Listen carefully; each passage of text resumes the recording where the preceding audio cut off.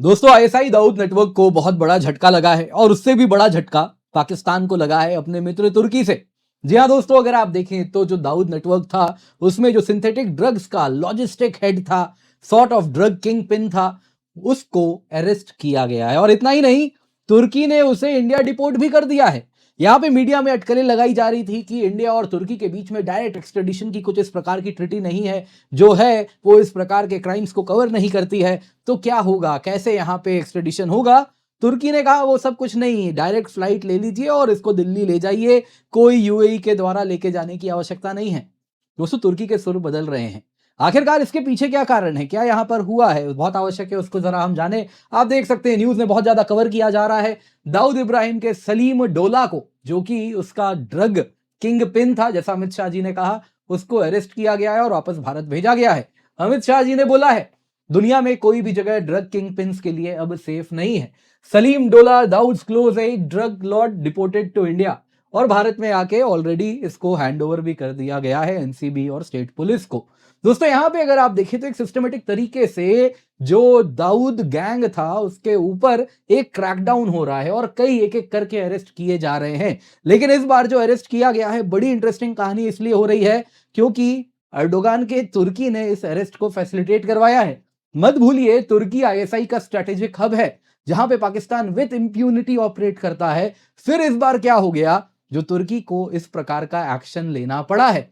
पीछे की क्या कुछ कहानी है, आइए जरा आज के वीडियो में उसी पर चर्चा करते हैं। तो वीडियो लाइक करें, चैनल सब्सक्राइब जिन्होंने नहीं किया है कृपया करके कर दें, बेल आइकन अवश्य दबा दें। और साथ ही साथ दोस्तों आपको बताना चाहूंगा, आपकी डिमांड में 30 अप्रैल तक हम लोगों ने ये ऑफर वापस हम लाइक करके आए हैं, जिसमें 1 साल की यूपीएससी सीएससी की सब्सक्रिप्शन आपको मिलती है मात्र 16,999 रुपए में, यानी फ्लैट 60% ऑफ है जब आप कोड KC10 का इस्तेमाल करते हैं। इसके सिवा अगर आप 3 साल की सब्सक्रिप्शन लेते हैं तो आपको इस वक्त वो अनबिलीवेबल 28,999 रुपए में मिल रहा है। तो निश्चिंत होकर जुड़े, यूज द कोड KC10। लेकिन याद रखिएगा ये ऑफर खत्म होने वाला है, ज्यादा देर बचा नहीं है, जल्दी से जाइए जाके जुड़िए। कैसे आप ये सब्सक्रिप्शन ले सकते हैं, डिस्क्रिप्शन बॉक्स में आपको पहला लिंक दिख रहा है, ये वाला unacademy.com/goal/UPSC सिविल, उसके आगे डॉट डॉट डॉट दिख रहा है, उस पर जाके क्लिक कीजिए। जैसे ही आप क्लिक करेंगे आपके समक्ष ये पेज आ जाएगा। इस पेज में कीमत बढ़ी हुई दिखेगी, तो आपको क्या करना है, यहाँ पे रेफरल कोड डालना है KC10, स्मॉल में कैपिटल में जैसे लिखना है लिख दीजिए, KC10 कोड डालिए, कीमत सीधे की सीधी गिरेगी 60%।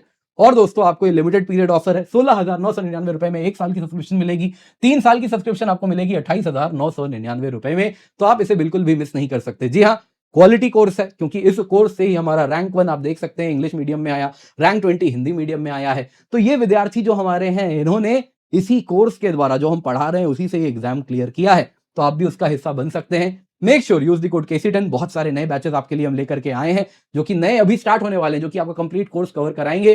तो आप जरूर जुड़ जाएं, डिस्क्रिप्शन बॉक्स में आपको लिंक मिल रहा है, यूज द कोड KC10 ताकि आपको मैक्सिमम डिस्काउंट मिल जाए। सबसे पहले दोस्तों इस ऑपरेशन के बारे में जानते हैं। तो Turkish national intelligence organisation MIT और इस्तांबुल नारकोटिक्स क्राइम्स डिवीजन ने मिलकर एक जॉइंट रेड किया। अगर आप देखें तो ये वेस्टर्न इस्तांबुल के एक सबर्ब में रेड किया जाता है एक घर पर, और उसी में डोला मिलते हैं घर पे, और इनको कर लिया जाता है अरेस्ट जब ये फ्लैट में छुप के बैठा हुआ था। इसके पास दोस्तों फेक यूएई पासपोर्ट भी बरामद होता है। ये ऑपरेशन ट्रिगर इसलिए होता है क्योंकि इंडियन इंटेलिजेंस इनपुट ने इंटरपोल रेड कॉर्नर नोटिस निकाला था इसके खिलाफ, और ये रेड कॉर्नर नोटिस निकाले 2 साल हो चुके हैं। जी हां, मार्च 2024 में सीबीआई ने इस प्रकार का इंटरपोल रेड कॉर्नर नोटिस निकाला था। अब दोस्तों अचानक से 2 साल बाद तुर्की की आंख खुल जाती है और इसको अरेस्ट कर लिया जाता है। दोस्तों 28 अप्रैल 2026 को इसका डिपोर्टेशन भी हो चुका है। इसको भारत लेके आया जाता है स्पेशल एयरक्राफ्ट में, जो कि दिल्ली के टेक्निकल एयरपोर्ट में लैंड होता है, और तुरंत इसको एनसीबी अपने कस्टडी में ले लेती है, नारकोटिक्स कंट्रोल ब्यूरो, और उसके बाद इंटरोगेशन होता है। और फिर उसके बाद इसको मुंबई पुलिस, एनसीबी और अन्य स्टेट एजेंसीज महाराष्ट्र गुजरात की सबको इसको जॉइंट कस्टडी में ले ली हैं। और ऑफिशियल्स का कहना है ये ऑपरेशन ग्लोबल हंट जो भारत सरकार चला रही है उसके अंतर्गत किया जा रहा है। दोस्तों यहां पे काफी सवाल पूछा जा रहा था, अटकलें लग रही थी कि आखिरकार इस क्रिमिनल को डिपोर्ट भारत कैसे किया जाएगा। इंडिया और तुर्की के बीच में डायरेक्ट एक्स्ट्रेडिशन ट्रीटी नहीं है। 2001 का ट्रीटी है, लेकिन बड़ा लिमिटेड है, हर प्रकार के क्राइम को वो कवर नहीं करता है। तो इसलिए इनिशियल प्लान जो मीडिया में आ रहा था वो ये बताया जा रहा था, क्योंकि इसके पास फर्जी यूएई का पासपोर्ट है, तो पहले तुर्की से इसे यूएई ले जाया जाएगा और फिर यूएई से भारत लाया जाएगा, कुछ वैसे ही जैसे इससे पहले डोला के बेटे को भी लाया गया था। जी हाँ, बाप बेटे मिलके दुनिया को ड्रग्स बेचा करते थे। खैर दोस्तों, यहां पे उसकी कुछ जरूरत नहीं पड़ी, डायरेक्टली इसको भारत ले आया गया। तुर्की ने कहा वो सब की आवश्यकता नहीं है, क्यों फॉर्मेलिटीज कर रहे हैं, सीधा ले जाइए। दोस्तों, यहां पे एनसीबी ने इसके ऊपर 1 लाख का रिवॉर्ड भी लगा के रखा था। अब दोस्तों, ये है कौन? सलीम डोला कौन है? दोस्तों, जिसको आप इस वक्त तस्वीर में देख रहे हैं, ये 1966 में मुंबई के बाईकुला डोंगरी एरिया में एक मध्यम वर्गीय परिवार में जन्म लिया था, एज पर दी मिंट। और उसके बाद ये छोटा शकील के साथ अंडरवर्ल्ड ज्वाइन करता है और दाऊद इब्राहिम के गैंग को ज्वाइन कर लेता है। स्टार्टिंग में गुटखा, गांजा, ये सारी चीजों की स्मगलिंग किया करता था। फिर 1998 में 40 केजी मैंड्रैक्स के साथ ये मुंबई एयरपोर्ट में पकड़ा जाता है। फिर अगर आप देखें तो जेल होती है। 2012 में 80 किलो मारुआना, 5 साल का जेल इसको होता है, लेकिन फिर निकल जाता है। 2018 में 100 केजी फेंटानिल के साथ सेंटा क्रूज में पकड़ा जाता है। अब दोस्तों, जो केस लगता है फिर उस पर इसको बेल मिल जाता है और इस बार बेल मिलते ही ये देश छोड़ के भाग जाता है।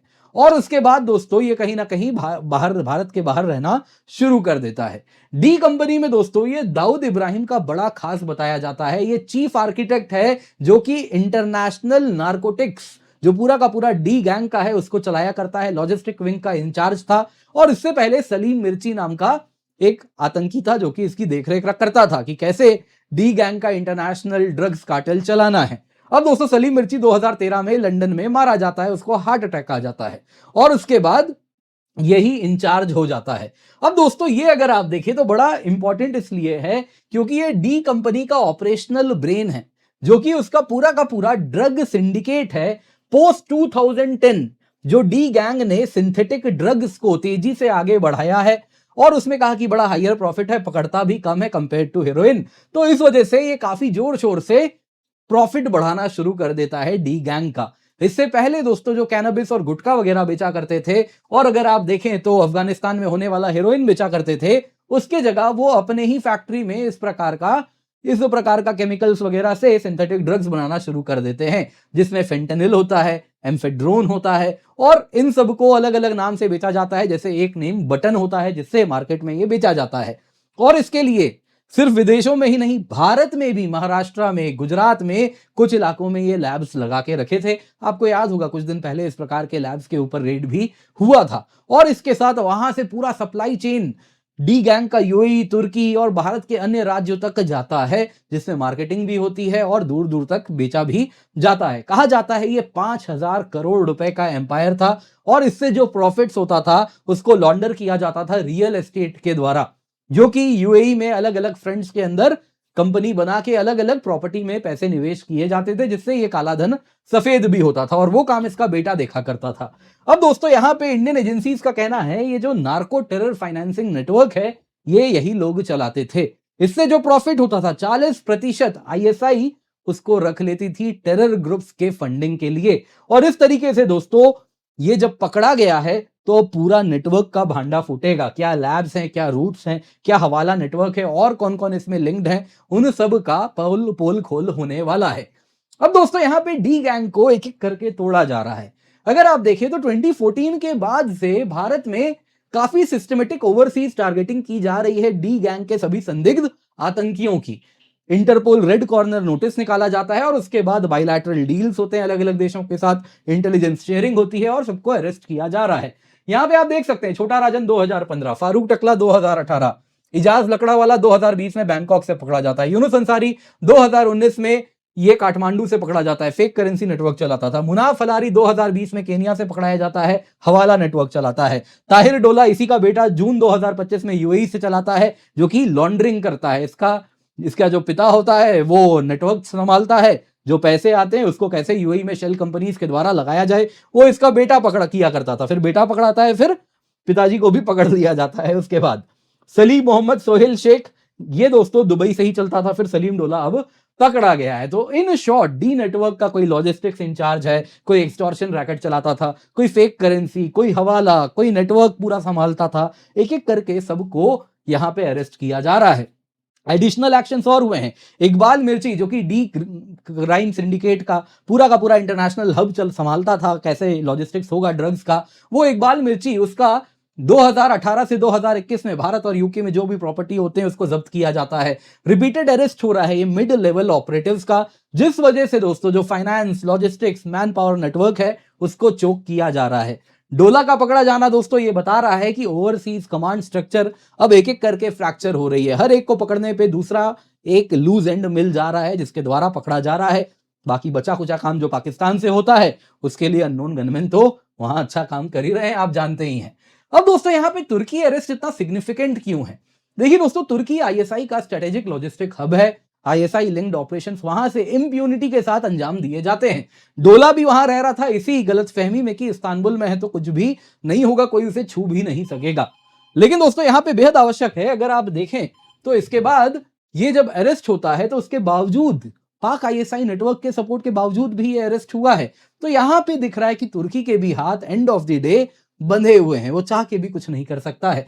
तुर्की दोस्तों एक बहुत ही मेजर ड्रग्स का ट्रांजिट रूट है, जिसमें अफगानिस्तान से हेरोइन, वैसे ही जो सिंथेटिक्स फेंटेनिल वगैरह, वो सब तुर्की से ही यूरोपियन मार्केट से लेकर अन्य मार्केट तक जाता है। 2025 में तुर्की के कस्टम्स ने 33 टन ड्रग को सीज किया था। 2026 में मल्टीपल लार्ज रेड्स हुए हैं जिसमें 350 से अधिक लोग अरेस्टेड हुए हैं अलग अलग तुर्की के प्रोविंसेस में।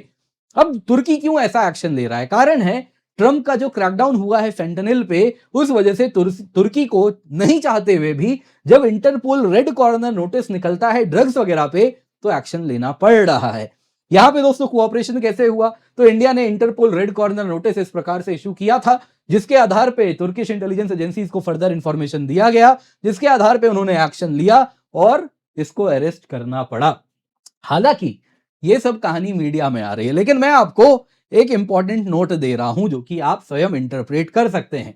आज से 20 दिन पहले इंडिया तुर्की 12th फॉरेन ऑफिस कंसल्टेशंस बैठक हुई थी, बस 20 दिन पहले। मत भूलिएगा ये रेड कॉर्नर नोटिस आए 2 साल से ज्यादा हो चुका है। ये पहला ऐसा इवेंट हुआ था 4 साल के बाद, जो कि कहा जा रहा है कि कहीं ना कहीं एक डिप्लोमेटिक थॉ था। जो रिश्तों भारत और तुर्की के जम गए थे उनको वापस से नॉर्मलाइज किया जा रहा है। और ये मीटिंग जो हुई उसमें काउंटर टेररिज्म पर बड़ी चर्चा हुई। साथ साथ भारत ने कहा भारतीय टूरिज्म के लिए जाते हैं उसको बढ़ावा दिया जाया जा सकता है, ट्रेड एनर्जी टाइज मजबूत कर सकते हैं, वैसे ही फ्लाइट वगैरह जो कनेक्टिविटी है उन सब पर भी काम कर सकते हैं, लेकिन कुछ करना होगा। अब ऐसे ही तो नहीं होगा, एक हाथ देना है तो एक हाथ लेना भी पड़ता है। तो कहीं ना कहीं तुर्की को शायद बोला गया होगा कि आपके कुछ पाप हैं, थोड़ी प्रायश्चित करनी है और ये प्रायश्चित पहले करके दिखाइए, फिर आगे चर्चा करेंगे। कोई बड़ी बात नहीं है। जियोपॉलिटिक्स में ट्रांजैक्शनल रिलेशनशिप ही आज के समय में देखा जा रहा है, तो वो भी हो सकता है। आपको क्या लगता है? कमेंट में अवश्य बताइएगा।